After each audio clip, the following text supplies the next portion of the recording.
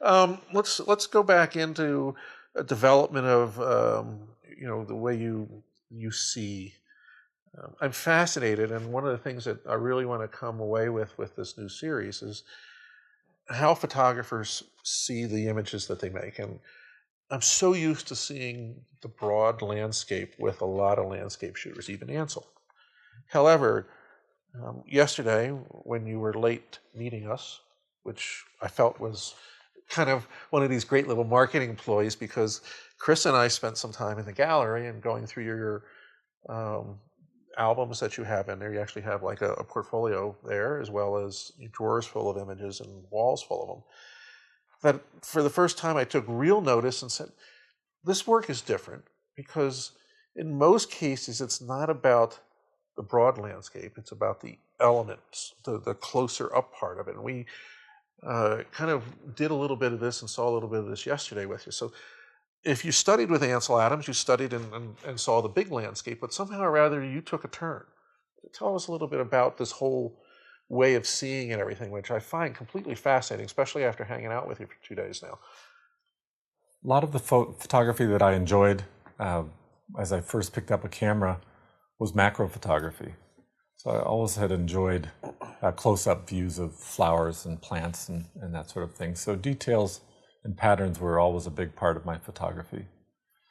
As I developed my photography and photographed a place like Yosemite, you come to a view and you see the magnificence of it, like the view we saw, a soaring view of El Capitan. Yeah. And the instinct, and not necessarily bad photographically, but is to take it all in. So the tendency is to try to take one photograph that describes the breadth of the subject and the breadth of the emotions, the senses.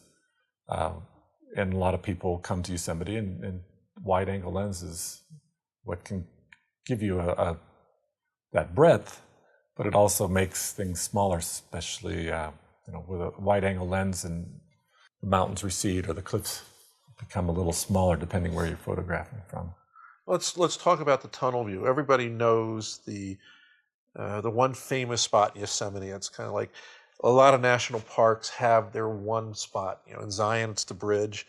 Here in Yosemite, it's called the tunnel view, and giant long wall that on many times you can view this long wall, and there's 50 to 100 photographers lined up, all shooting this one scene, all shooting with wide angles, which is how I would have approached it myself, until I stood next to you and we put our 70 to 200s on our little cameras and we started exploring the individual elements. This part I found fascinating. Here we are, we shot the overlook from tunnel view twice, one from a secret spot you have.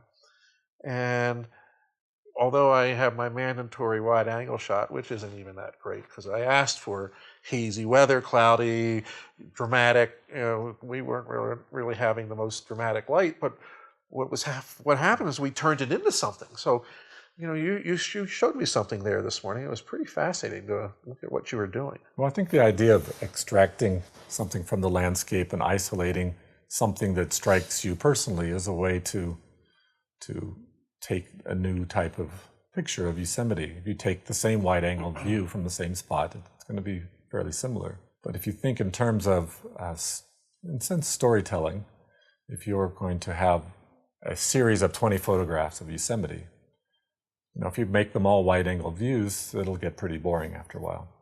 You'll just see the wide view of this cliff and the wide view of that cliff. If you want to tell, a fuller story, a more in-depth story of Yosemite, you can find sections of cliffs, a tree against a wall, and sections of a waterfall that most people would overlook, and make it your own.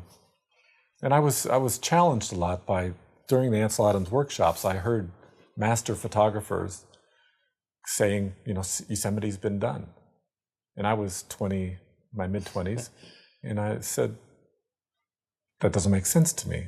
Even though I love their photography, and I just couldn't understand how you could limit yourself. And so I gave myself that challenge to do personal work in Yosemite, and just tried to build a body of work that had sections of Yosemite that when you look at it a whole, it still looks like it represents Yosemite.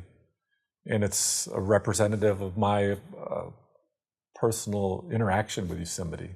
The light coming through this fern, or the way the water turns around the rock, and that fascinated me. Well, two examples of this. Yesterday we visited Fern Springs, and it was funny. You said, "Oh, I want us to take a look at this tiny little waterfall." Jens Latta spent a lot of time here shooting this little waterfall, and it was like, okay, we looked at it, and it wasn't really anything spectacular. It was literally a tiny little waterfall with two waterfalls, maybe this high, cascading over, and what I thought was going to be a 5-minute stop turned out to be a major hour or more adventure in seeing. And what we saw and what I learned, obviously, was I threw that long lens on there and I started looking at the elements. And specifically, you have that magic eye. You were seeing the ripples of the water before it actually went over the waterfall, where we concentrate, oh, it's a waterfall, I'm going to shoot the waterfall. You're actually taking a look at what it is before it's the waterfall. And some amazing textures and patterns that came out of that. And, then each of the little different waterfalls and, how we worked the shutters to get the right shot. Yes, I did take my obligatory, as I did over the tunnel view of my wide angle shot, but that was an incredible hour of sitting there photographing. And in some cases, we're just kind of sitting on the little side, with our tripods, waiting for the light to change. It was remarkable how you saw that. Well, we all have our preconceived notions of what type of photograph we want to take, and just letting your ideas wander and delve into a subject, spend a little more time. I thought it was going to be a 5-minute stop, and I should know better because I've stopped there many times thinking the same thing and not left for an hour or two. Yeah, but you explored it just as much as if it was the first time you ever saw it, which I think more than anything else impressed the dickens out of me because, yes, you come back here and you've probably been there dozens of times, but somehow or rather you found the newness in it yesterday. The newness maybe because the water wasn't flowing as much as it usually was and you saw things a little differently. And, you didn't just go, well, I know I've got that picture in a can somewhere else. You got out there and you aggressively explored it and showed me how to explore, and also the readers who will see that as part of this video. The other aspect of yesterday which impressed me was we pulled off into the parking lot and we went through this grove of trees, and you were very excited to show me this shot, and I figured, we're going to go into the middle of the meadow and shoot this waterfall cascading off this giant cliff, but you made me stop in the middle of the grove of trees. And wow, for the first time, once again, I saw something new where we introduced, the elements of the trees and everything else, and the waterfall was actually composed through the trees. This was incredible. Tell me a little bit about how you saw that, because I would never have looked at it. And even as much as I think I have experience, I just would have run for that, once again, the broad shot, and you ended up making magic. Well, that's a place I first started teaching photography at that spot, and I would bring people there, and I didn't really know what I would find, and I took a group of 20 people out there, and the light was somewhat similar to what we saw in a summer light in the afternoon coming across the waterfall, and I said, well, this is a good lesson. This is interesting foreground. It gave the waterfall a framing device, which is something I'm very careful with. Sometimes people put things in just a frame, like the Kodak adage of having trees framing your landscape image. There are times when it works really well, and that's one of those places.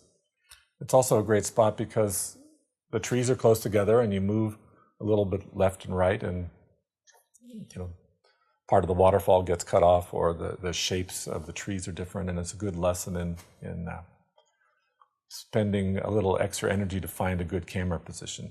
So I'd make people walk back and forth. You made me do that. See how it falls apart here and it works here, and sure, there were several places you could stand to do it. There wasn't one place, but at least it gets people looking to see instead of just, this is where I need to be, and this tripod stays there. Well, after we finished that part, we walked a little bit beyond the trees. You switched lenses, went to a long lens, and we were photographing the waterfall. It was a windy day, and a lot of the water, as it would actually come over the edge, would just break apart, and the light was coming in from the side and such. Once again, it was not the whole scene. It was, wow, let's just get this one part of it. In 48 hours, I've learned some very, very new stuff from it. And it's been pretty cool. I think the key is just to be inspired. If you look at the waterfall and say that's cool and what else can we go see, then the photograph will be, somebody will look at it and go, what else can I see? Instead of being engaged in it. If you become engaged with it and, God, I stayed here an extra couple minutes and now it's blowing sideways and now the light's like this, and your energy carries you into ideas for the photographs. We've come to hear so many times in our photography careers about the rules of thirds and rules, and a lot of what we were shooting followed no rules. Really, it was what the image looked like in the frame. That's what I was going to say. The rule is how it looks in the frame. Yeah, and normally I look at a frame and go, do I have this element or that element as part of the frame? Even yesterday and this morning when we were photographing the tunnel view, the famous look, I would do everything I could to figure out how to get rid of a tree, wishing somebody would have taken a chainsaw to that one tree. You found a way to make that tree such an integral part of the image, specifically where it was placed and how you use it in relationship to what the background was. Found that totally, totally interesting and a different perspective at looking at things where I might not be so chainsaw, Well, I've felt like doing that before. Yeah. But it's a highly selective process. You think you need a foreground and you find something, and it may be a good one, and you may be able to find a better one. If you just think, I need a foreground, and you find one that is lumpy and ungraceful, then that's what your foreground will be. If you spend the extra energy, there happens to be a great tree at the tunnel that I like to use, but any place you go, there's a difference between this tree and that tree, that rock and that rock, where a pattern might show more interestingly, say lichen growing on a rock. Not all, if you're looking for a pattern, not all rocks are the same.